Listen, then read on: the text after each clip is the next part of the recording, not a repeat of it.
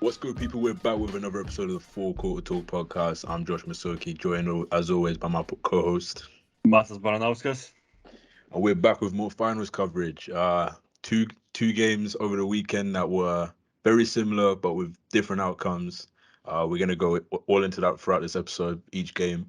But before we go into that, a little bit of news outside of the finals was dropped kind of under the radar was Quin Snyder stepping down from that Jazz situation, which we've covered quite a bit, and is a volatile situation going there with Rudy Gobert and Donovan Mitchell, and it kind of seemed like they'd reached their ceiling because normally they were a perennial playoff team that in the regular season looked like pretenders anyway. Everyone thought they were pretenders, but they had contender type win totals. So we were kind of seeing when were they going to break through, and this season they weren't even able to match that 60 high 50s low 60 win pace that they're used to, and obviously they crashed out of the playoffs again. So this was something that wasn't too surprising. He was linked to a lot of different teams before he even resigned. You had the Lakers, who were linked to pretty much every coach, whether they're hired or whether they're already in a role or not. But I mean, talk to me. What do you think of this news? Well, as you said, like they probably reach their ceiling because they last 3 years they've been very good regular season team, but they couldn't do anything in the playoffs. And like Quin Snyder, like his defense, like Jazz with like him and like their defense was very good like all 3 seasons. Like Rudy Gobert one player, defensive player of the year as well. But just something about playoffs and Jazz that like everyone says, yeah, like they're not winning. Like then they blew 3-1 lead against Clippers, or yeah, so like losing against Clippers without Paul George, without Kawhi Leonard, like in the playoffs where you were clearly favorites. And the And they next blew season, the 3-1 lead in the bubble as well, which kind of went under the radar against the Nuggets. yeah, and like I don't know, I think yeah, it's just they reach the ceilings, and like Donovan Mitchell said, like, oh, I'm not sure about my future now. So it will be interesting to see what Mitchell is going to do. Like, Yeah. so. But yeah, and Snyder in his I don't see his full statement, but I saw the part where he talked about his justification for why, and he said that the locker room needs a new voice, which makes sense. But finding a player, finding a coach that can replace his production is going to be pretty difficult. And I guess a new voice is something, but is it going to be a good new voice? I've heard that the front runner so far is Terry Stotts, which is kind of, you're just going in circles. Like, what are you doing? That's a downgrade, obviously. So that's a downgrade, and it's what the Blazers will tell you themselves. that's not the solution. So that's interesting there. There was already rumors about from both Gobert and from Donovan Mitchell about finding new destinations before that, so they're only going to ramp up more now. But yeah, it does seem like Terrence Mann and Luka Doncic kind of ended that franchise, as we know. Do you think Jazz might blow it up now because Quin Snyder left and both star players don't know what to do? I think they should, from a basketball standpoint, they definitely should. From a small market who will struggle to get a star, that makes things a bit more complicated for sure. Because for a team like that, Utah, Portland, whatever, there's value in just being that perennial playoff team. And that's not what Donovan Mitchell wants to hear. That's not what Rudy Gobert wants to hear. But I don't know if the franchise can really survive getting rid of both players. I think they at least need to keep one and really kind of have to keep Donovan Mitchell, even if it's arguable. Is who knows? I mean, who's the better player? It's pretty arguable. But in terms of selling tickets and in terms of star power, you probably do need to find a way to make sure that you retain Donovan Mitchell. But it's not easy it's not an easy dilemma for that front office at all, because Gobert's got a pretty sizable contract there, which will be pretty difficult to move. You hear about teams like Dallas who could use their services, but it's about finding a deal that makes sense financially. That would be kind of difficult, but they've got a lot to do. They're probably in one of the most difficult situations going to this off season, with tough decisions to make. The coach they hire will make or break their future, pretty much for the time being. So that's definitely something to monitor down the line. But enough of that. Enough of pretenders. Let's get into the actual contenders here. Let's get into our finals talk. Game one. Yeah, let's start with game one. Let's start. Let's start with a Let's bit. start with game one. Yeah, There's only been one game, right? yeah. It's only one game. Exactly, it's only one game. One Like game, man. Only one game. And Celtics did what they needed to do. They won on the road in first game of the series. So Al Horford was brilliant. What he made six Finals threes MVP until yesterday. until yesterday. Yeah, yeah. Like he made six threes, and it was the most by finals debut, which you wouldn't think that Al Horford will be the one that breaks the record. Like, yeah, like he can shoot, but like six threes, and he is the most in the finals game. Like as a debut, like that's insane. And then Jason Tatum, like he struggled in game one. He was struggling to shoot, but I think he had still best plus minus in the team, and he had 13 assists. 13 So assists, great defense still. yeah, So so yeah, and it shows that even though he can't shoot, like how his game changed over a few years because like he can't shoot, so but he still helped his team like to win because like as you said, his defense, like he's facilitating, especially he was nearly like nearly every possession like double team thrown at him, so like all he needs to do is like to find open player, and then we could hit threes in game one. We did a lot of threes, and that helped a lot. So yeah, game one, but it was interesting to see from Golden State because third quarter came in and like they were just hitting shots as we talked before. Celtics problem when they can't do anything, like they stop. But then coming in the fourth, Jaylen Brown, he assisted to score the first 20 shots of 23 points. So yeah, I know game one was something magical compared to game two. yeah, so what I've got is Smart's impact was crazy. Like at the start, we were worrying about, the a new team that's new to this type of situation, new to the final stage.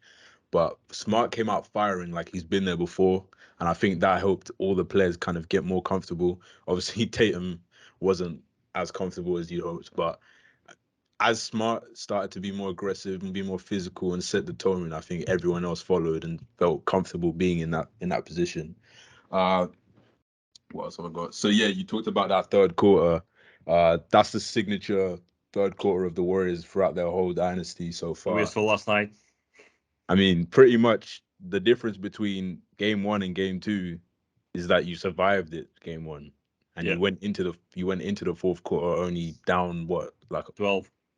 yeah, but still just even being in the game after that type of explosion and just surviving. Curry, you didn't talk about it. Curry's first quarter, Yeah, six what, threes in the first 21 quarter. points? Six threes in the first quarter. Curry was, I mean, he looked like he was on one, like he was about to have one of them games, and then that was it for him that game because the Celtics adjusted with their defense, which I think carried through right up until I'd say the end of the first half of game two. The way that they were guarding him, but oh yeah, so yeah, Tatum struggled shooting, but he still impacted the game with his defense and with his playmaking. Uh, but I still feel like the Warriors controlled the game for pretty much 42 minutes. Well, we had like the thing is like the Yeah, same but thing like Draymond said, like, but like we were up at the half.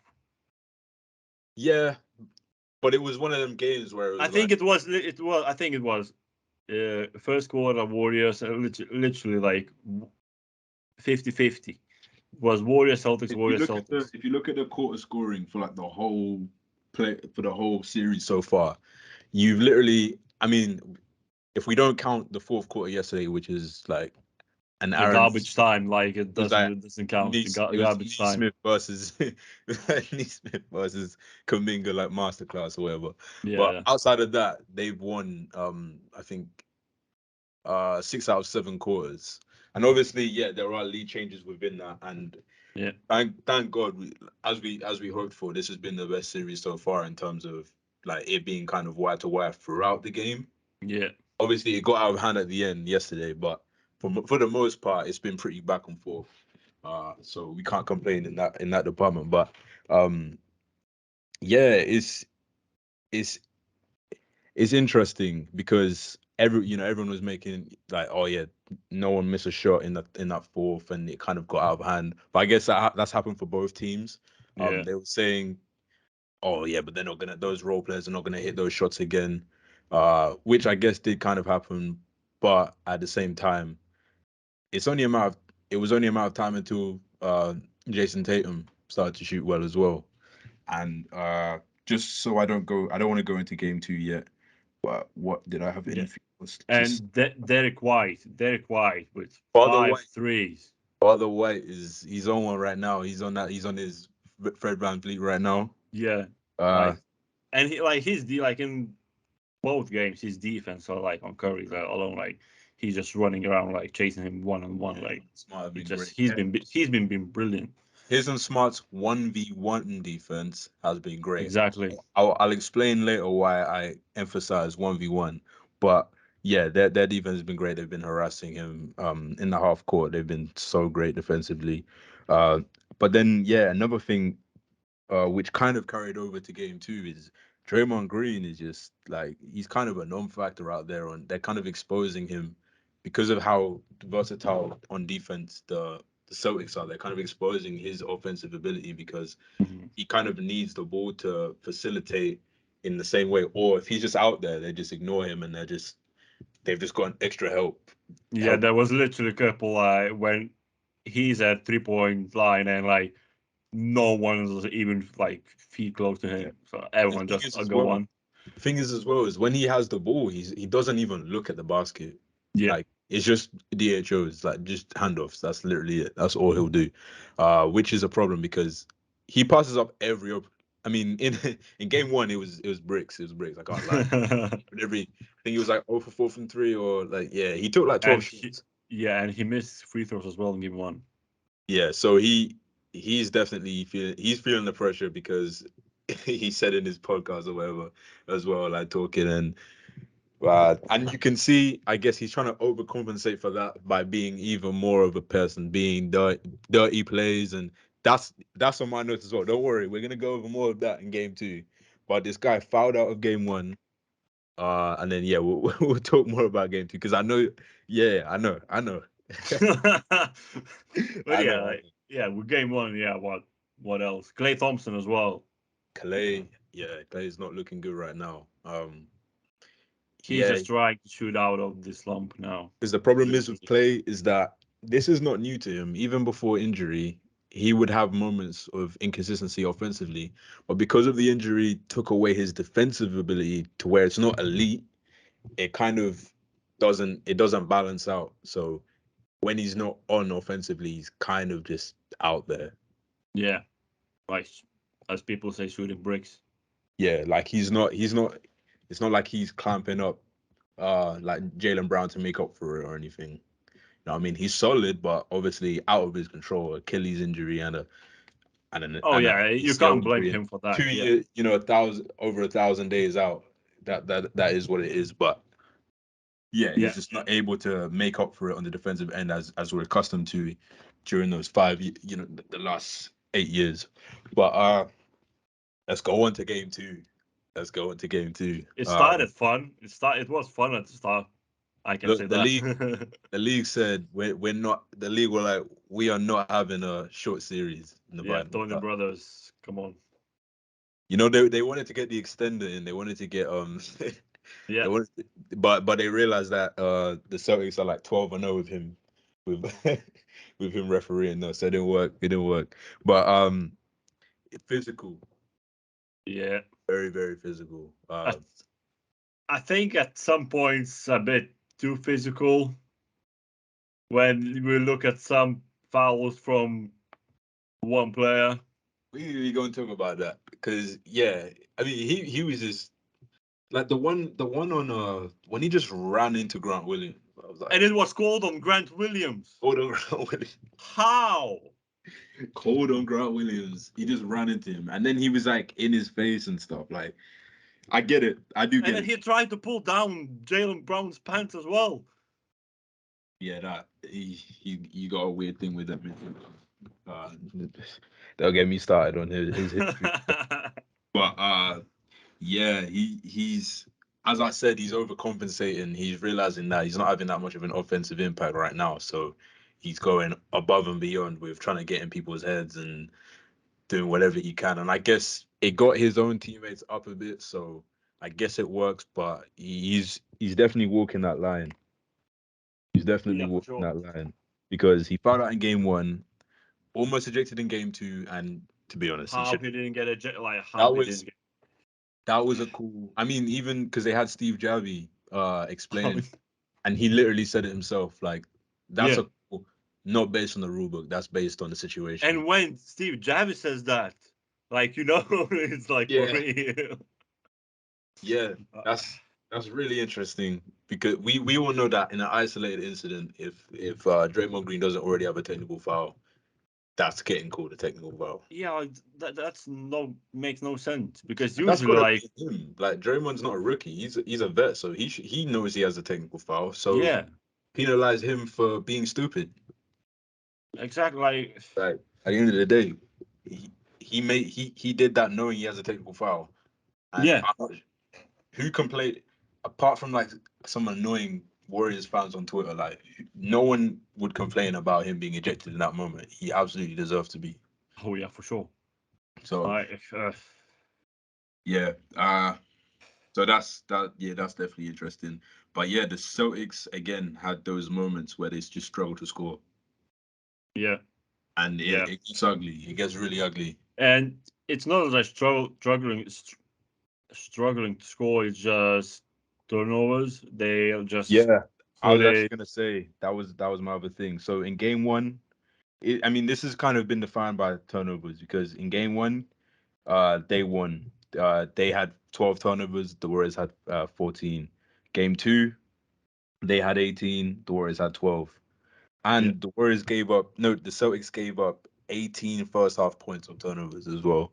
And you're just not gonna get away with that. And they've been great at guarding them in the half court and Curry 1-on-1. But the problem is because of these turnovers, it gets them going because almost all Curry's scores were in transition. Because the Celtics would be scrambling. So they've just given them free opportunities, given them opportunities to get hot and to kind of set up that third quarter. And Idoka was saying it himself, like on those 18 first half points of turnovers, he was saying we just gifted them 18 points, which is exactly what they did. Because without those type of opportunities, I mean the Warriors were struggling in the half court as well until then. yeah So that's not great. And then the adjustment that they made as well. So in after the first quarter of game one, uh, they kind of held Steph in check probably up until the second or third quarter in game two, with Derek White and Marcus Smart just guarding him up 1-on-1 and being physical and chasing him around. But Steve Kerr kind of adjusted by having a lot of pick and roll heavy coverages to kind of get him open, get him free. And the yeah Celtics were doing drop coverage. So they were just kind of giving him open threes, which is kind of similar to the threes he gets in transition. And if you're going to keep dropping on Steph Curry and Jordan Poole, I mean, and Yep. Clay Thompson eventually, it's over. Yeah. It is what it is, It's right? over. Yeah, when you play like that, like you don't deserve to win. Yeah, like this is not Jimmy Butler. Like you can't drop, you can't you can't give Curry open threes off screens. Yeah. So yeah, that's tough. But one person I do want to give a shout out to for the Time Lord, because you can just tell that he's hurt. Like you can tell Oh he's not, yeah, for sure. He's but he's still 100%. having such a big like impact with his rim protection. Him and Horford, but yeah, he's just everywhere. He's everywhere, and obviously Draymond Green being a non-factor on offense gives him kind of the opportunity to roam as he normally does, as he thrives in throughout the regular season. So the impact that he's having whilst hobbled is crazy. It's amazing. Uh, Imagine if he was healthy. yeah, and that's the thing is that you've kind of held them in check in transition. I mean, in the half court. But Yeah. if you're gonna keep giving them the ball, and they're gonna be able to run out his threes, and as I said, coming into the series, it's now gonna be a Steph three instead of a Jimmy Butler dunk, and that's how you go from a 1 point game to a 30 point game. Yeah. So that's tough. But And I think some in game two, some referee calls oh were yeah, just mind blowing. Yeah, they, I don't say yeah. look, Like we had turnovers. Like I don't blame it on yeah, you refs. We don't talk had about refs turnovers and much, and everything. I don't talk about. I try not to talk about refs, and I'm a neutral fan in this situation. But even I was like, yeah, these Like cool the crazy. one call on Jalen Brown where he didn't even touch Gary Payton. Yeah. Literally moved out the way. Gary Payton was just like he was just out of control. And like, yeah, that's like, which mean that like, just yeah, some decision. I don't know. I don't. Yeah, some calls and like on. There are so many clips like right now, especially after the game. There's always a lot of clips. You can see like Draymond Green just like uh hooking Smart like Oh on his yeah, I arm and did see like the game. I could see throughout the game that he was doing whatever he could get away with, and even when the refs saw they weren't making the call. So and then like if the same thing happens on the other hand, yep, whistle foul. yeah, It was it was yeah. definitely as badly officiated as in one direction as I can remember. Like You know why? Because game one, no one talked about the refs, so they had to make for the game one. yeah, yeah, they had to. They always got to make themselves a story. Exactly, yeah. Like game one was like perfect referee. I think very good refereeing, and when game two it was like completely different story. The refs, yeah, they. I mean, if we know the refs names, you know, it's a problem. Yeah, At the end of the day, uh, and yeah, game two, Clay Thompson again. he's been yeah, he hasn't been great, and Steve Kerr kind of tried to leave him in the game in the fourth to see if he could get him going, get some confidence, but it was just more of the same. It's tough because really that's why there was that conversation about him or Jordan Poole in the starting lineup, because Poole has just he has been better than him all season, of course, and you worry. Obviously, you hope that maybe if he gets a full off season and gets to start a training camp and come into it in the second season, that maybe he'll kind of be back to where he was and get that rhythm back. But it's just maybe the injuries have got to him.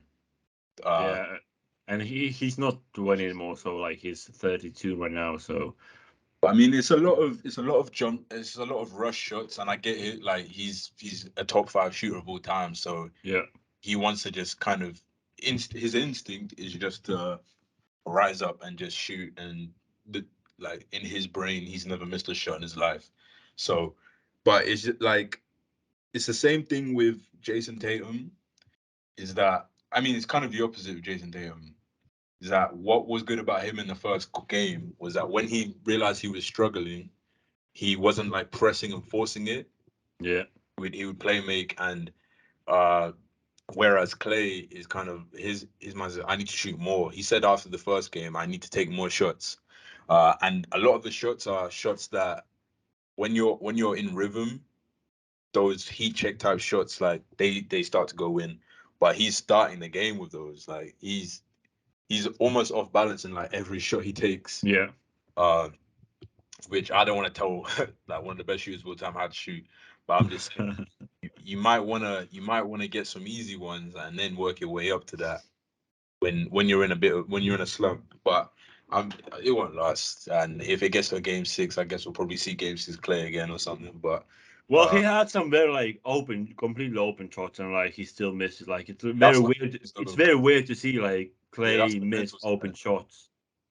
It's the same with Steph though. Is that even though Steph had that flurry in the first quarter of the series, but they just don't feel as dangerous as they once were. Like there was just certain shots that they take where it felt like they made 100% of them. Like throughout this throughout that 5 year run, the first the Yeah, first the first part of their dynasty. So it is really weird to see. Normally it's just automatic, and if the Celtics want to win, they need to keep it in the half court and don't give them an opportunity to get open shots and get that practice and get that rhythm going, because that's pretty much what's happened both games in those third quarters. Uh, just and keep low on turnovers, like please, because every time I think, like usually, like if you have more turnovers, you're gonna lose, and like we that's just literally been the case and when we both games. and if we have turnovers, we have loads, too way too many usually, and like you can't win like that. Yeah.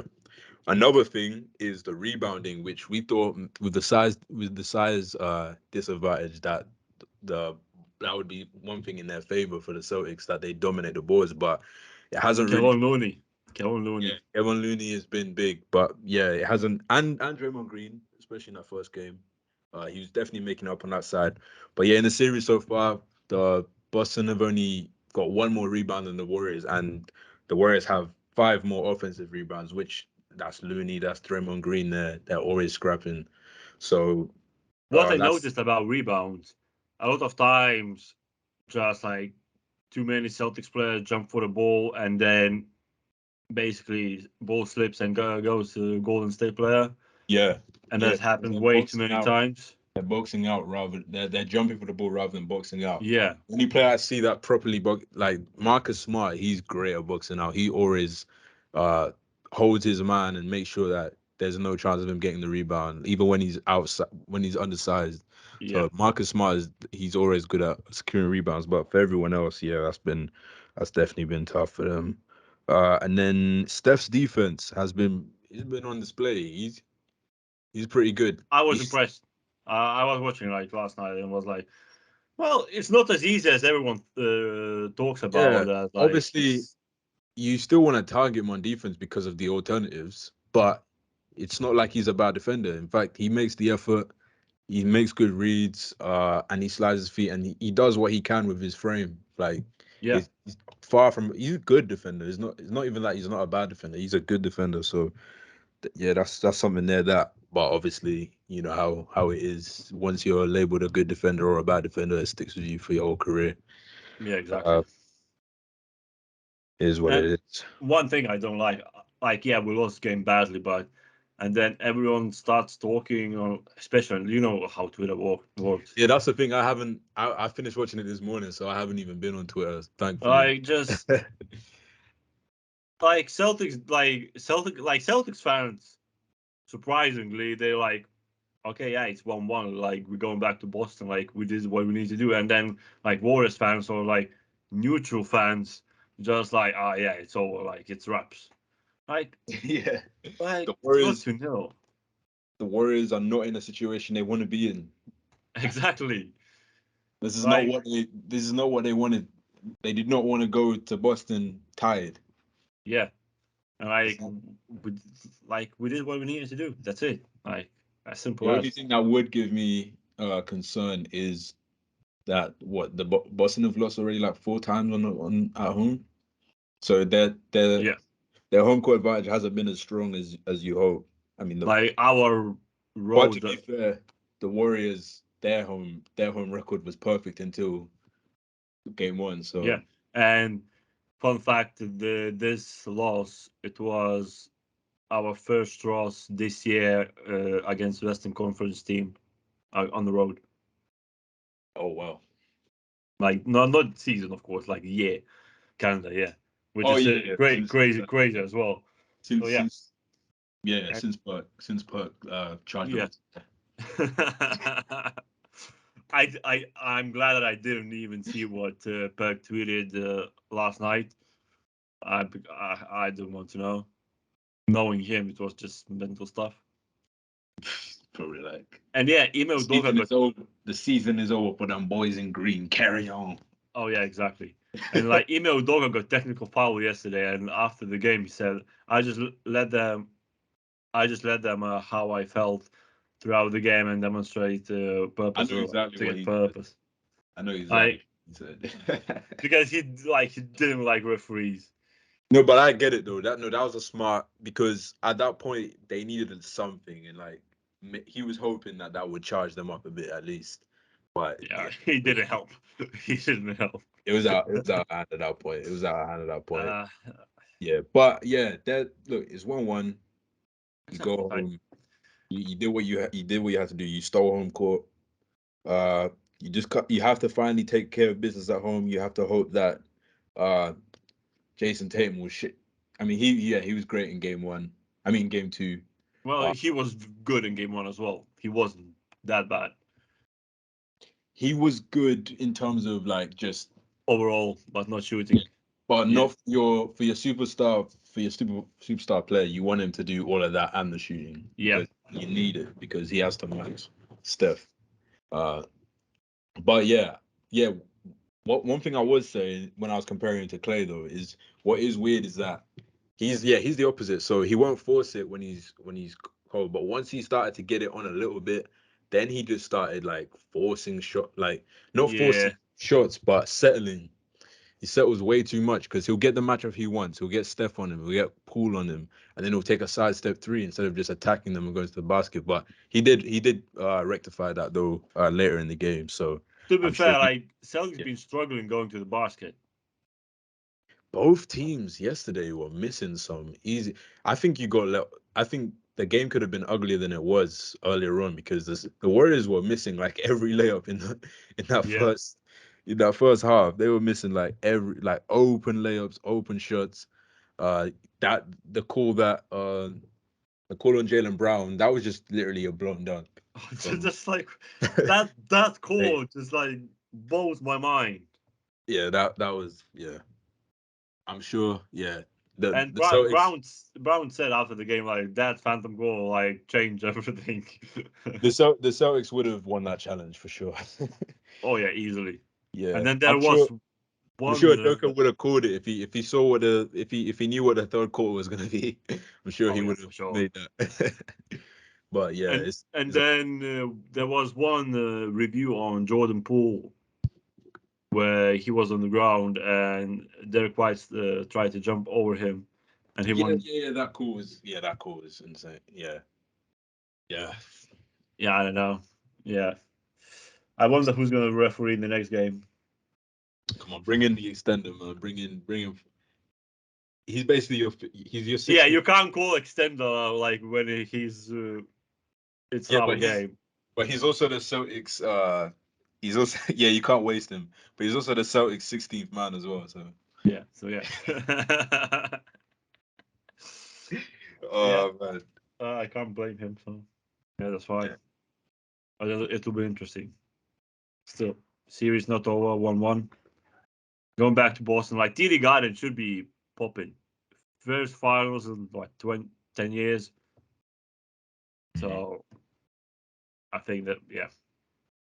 Yeah, man. Nah, it should be very interesting, man. It should be very interesting. And I want to say like I expected more from a Warriors crowd.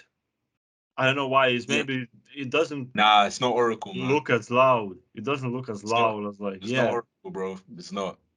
not the same. It's there's a difference between Oakland and San Francisco, man. There's a bit too many people that are in there wearing suits and not even putting on the Yeah, playoff gear. fans. Yeah, that's what happens, man. That's what happens when you gentrify your franchise a little bit there, man. You forget who's really supporting you. But man, that arena makes too much money. So At least it's not called crypto arena. So oh yeah, that's a next level seller. That yeah, that one's bad. But So I'm sure when we make the playoffs again, we'll unanimously have the best uh playoff arena. But nah, But big question when. yeah, that's the thing I missed though. That's the thing I missed the most. Like the Chesapeake Arena was crazy in the playoffs, bro. Yeah, I remember Jazz series. It was popping. Yeah, but I mean the TD Garden's about to be popping for sure, and let's see I if the hope it's gonna be loud throughout the game and not quiet because of big Warriors lead. yeah. Oh yeah, Let's fingers hope crossed. yeah, let's see if these Warriors role players translate to that core. Uh we'll see if Poole continues his play. Uh but yeah, it was a the second game two was a pool party. Oh yeah, oh Was a definitely, pool party. And that'll probably be our 100%. title. That'll probably be our title. But yeah, man. But Like you yeah, that buzzer beater was like yeah, just pack bags and go home. but yeah, yeah. When he hit that, oof. Yeah, yeah, okay. Yeah, man, just I mean, when you hit that, it's just like, all right, get your ice on your knees. Let's not let Williams play any longer. Like, yeah, let's get ready for game three. At Yeah, that point, we did what we were supposed to do. Let's get ready for game three. yeah, Yeah. And I mean, I don't think either of us feel any different about our picks so far. I still think it will be a long series. yeah. Maybe after they stole game one, I'd say seven. Probably. Wait, did I say seven already? You said 7. Yeah, oh yeah, I said seven already. So yeah, pretty much same thing, really. Yeah, Same same, thing. It's a same. pick-up series, and it's not disappointed so far. I mean, for you, but still, Yeah. I mean, it's Now, I'm just not disappointed. Like as we said multiple times yeah. in this In the playoffs, episode. you have to look at it differently. In the playoffs, it's just about the game. It doesn't matter how you lost. It doesn't matter if you lose by one Yeah, point or you lose by 30. It doesn't a matter. loss is a loss. A loss is a loss. It all counts the same. We've Yeah, seen too many series that this season that each team trades blowouts, so it doesn't really mean anything at the yeah, end of it. exactly. Right. Yeah, Yeah, should be a good series, and we'll be back to cover game three after that game. And yeah, let's keep it going, man. Let's keep it going. With fingers that, crossed. yeah, man. With that, we're out. Peace.